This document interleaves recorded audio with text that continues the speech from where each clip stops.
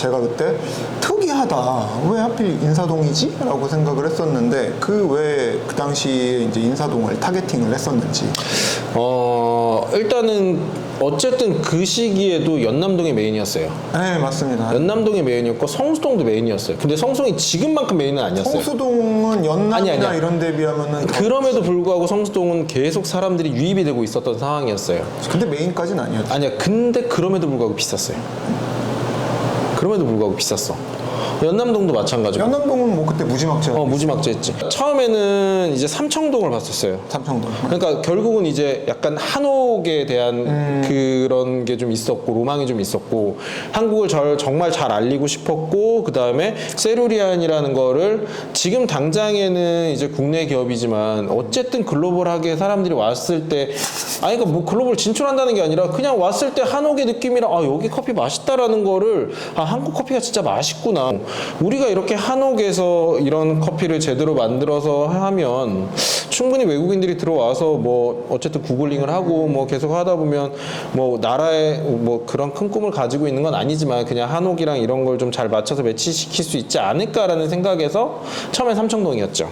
그렇죠. 다른 그 당시에 오픈하던 다른 매장들과 차별화된 컨셉을 갖고 갈 수 그렇지. 있는 걸 했는데 정말 오픈하자마자 거짓말처럼 딱 공사 끝나고 나 이제 시작해요 하는데 며칠 뒤에 이제 코로나 아니야 정확히 기억해. 11월 달 중순부터 뉴스에서 이제 중국에서 그때는 이제 중국에서 이제 얘기가 픽픽 쓰러지기 시작했어. 맞아. 근데 진짜 웃긴 게 강남역 오픈할 때 제가 메르스가 터졌거든요.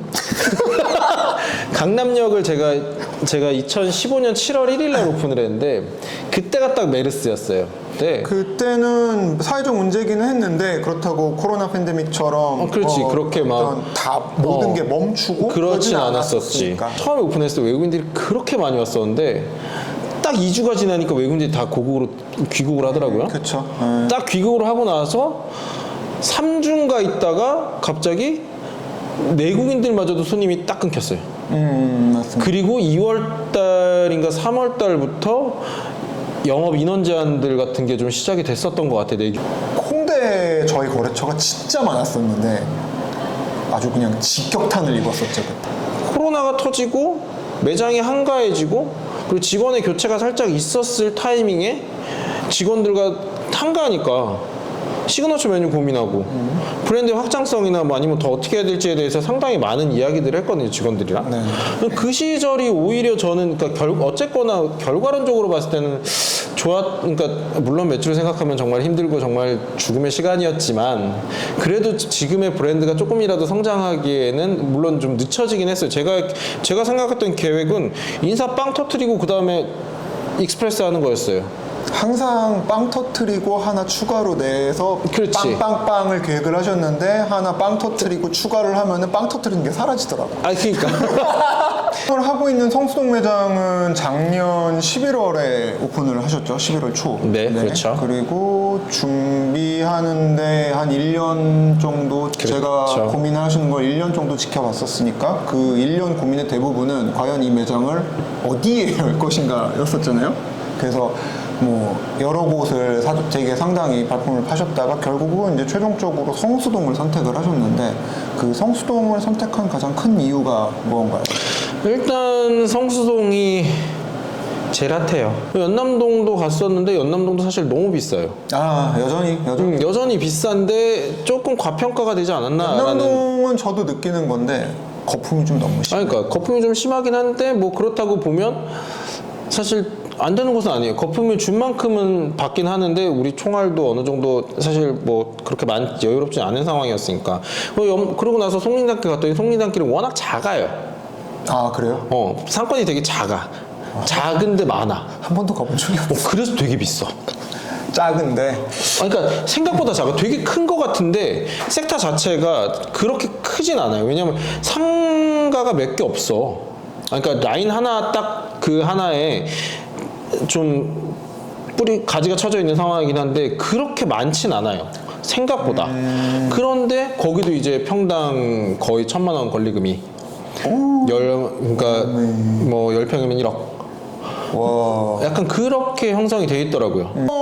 근데 지금 이 매장은 세루리안이 아닌 다른 브랜드로 오픈을 하셨고, 그죠. 기존에 이제 여태까지 세루리안 브랜드를 오픈을 할 때는 항상 어쨌든 그 커피, 우리는 커피를 한다, 이걸 되게 강조하셨었는데, 지금 이 매장 같은 경우에는 커피가 강조되는 형태는 아닌 것 같아요. 그렇죠. 네.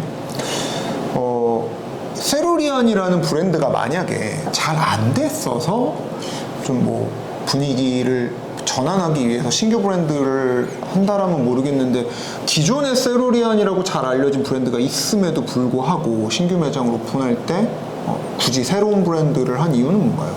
세루리안 익스프레스를 하려고 그랬었어요. 세루리안 익스프레스. 네, 공간 대비 효율성이 익스프레스, 그러니까 말 그대로 테이크아웃 전문점이 처음에는 익스프레스의 그 에스프레소 중심의 매장을 준비를 하고 있었었는데, 네. 아무리 돌아다녀도 내가 이걸 팔아서 이 매장을 운영하는 게 매출이 안 나지? 답이 안 나오는 거예요. 예전에 거래처 대표님이 강남역에서 1,000원짜리 커피를, 아메리카 한 잔 1,000원짜리를 파셨는데 한 달에 월에 100kg 쓰셨어요. 저 입장에서 완전 진짜 최고의 VIP 뷰비죠. 그 사이즈에. 근데 진짜 그 대표님이 하신 말씀이 있었거든. 아침에 100잔을 팔았는데 매출이 10만 원이야.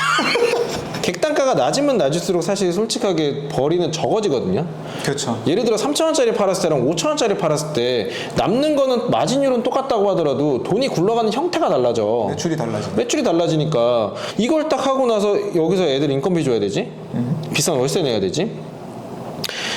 재료비 들어가잖아. 어쨌든 우리가 로싱을 하긴 하지만 그러고 들어가지. 하고 나면 차 뛰고 퍼 뛰고 나면 남는 게 없는 거예요.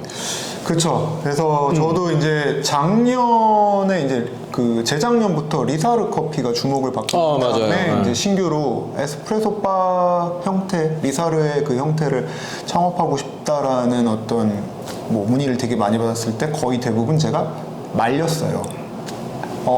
맞아요. 돈이 안 된다. 아니 리사르는 돈이 되죠. 왜냐하면은 근데 리사르니까. 그러니까 그리고 리사르가 그만큼까지 되려면 한 3년인가를 진짜 되게 고생을 하셨어요. 제가 알기로는 그냥 진짜 누구야? 매니아층들만 그 양반이 더 됐죠. 그 양반이 왕십리의 그 반지하에서 아니 근데 시작했을 때가 아니, 이미 8년 전인데. 아니, 그러니까 어느 정도 사람들이 이제 인스타를 하면서 가서 이렇게 올라가는 시간이 갑자기 빵하고 터진 게 아니더라고. 그러니까 거기까지 올라가는데 대략 한 5년 정도. 그래, 시간이 그러고 나서 있었어. 거기서 또 터질 때까지 3년이 시간이 더 걸렸다니까. 그러니까요. 그러고 나서 이제야 이만큼 더 올라가는 상황인데. 사람들이 이제 그 예를 들어서 어디야 약수역점하고 이제 그 다음에 청담이었나 압구정에 네, 그게 이렇게 빵 포텐 터졌을 그치. 무렵만 보니까. 그러니까. 근데 그 제가 그때 이제 저는 리사르 커피 그 대표님도 아주 예전부터 알던 분이어가지고 그분의 인고의 세월을 알고 있거든요. 그래서 제가 컨설팅하러 문의해 주신 분들이 다 그 얘기를 했어. 지금 보면은 그분이 에스프레소 바라는 걸 해가지고 빵 터진 것처럼 그치. 보이지만은 사실은 아메리카노를 팔지 않고 에스프레소 온리로만 승부를 보겠다라는 형태의 매장을 운영하신 지가 거의 7년 정도 되신 분이다. 맞아. 오히려 그분이 터트려 주고 나서 그 다음에 후발주자로 나왔던 에스프레소 바들이 쉽게 갔죠, 사실. 쉽게 갔는데 이제 지금 아마 둘러보시면 알겠지만은 에스프레소 바 이야기가 이제 또 좀 쑥 들어갔을 그죠, 쑥 거예요. 들어갔죠. 그러다 자리를 알아보면서 계속 이제 직원들이랑 지금 이제 같이 저희 여기 성수동 오피스앤드피스를 같이 만든 직원들이랑 회의를 계속 했었는데 그때 이제 직원 하나가 대표님 제가 좀 다른 제안을 해도 되게 괜찮겠냐고 물어보더라고요. 그래서 아 그래 해봐 그랬더니 혹시 우리 아예 그냥 이러지 말고 브랜드 하나를 새로 만드는 건 어떻겠냐라고 얘기를 했어요. 근데 저도 사실 그 생각이 조금은 있었어요. 이게 세루리안으로 하려고 하다 보니까 그러니까 우리가 이제까지 제가 지금까지 세루리안만 한 7년 정도를 했잖아요. 2015년에 오픈을 했으니까 그렇죠. 7년을 하면서 우린 세루리안은 이래라고 브랜드를 이미 만들어 놨어 이렇게. 그랬더니 이거에 만들어진 틀에서 벗어나기가 쉽지가 않은 거예요. 아, 네네. 새로 하자 세컨 브랜드로. 새술은 새의 부대에 담자. 결국.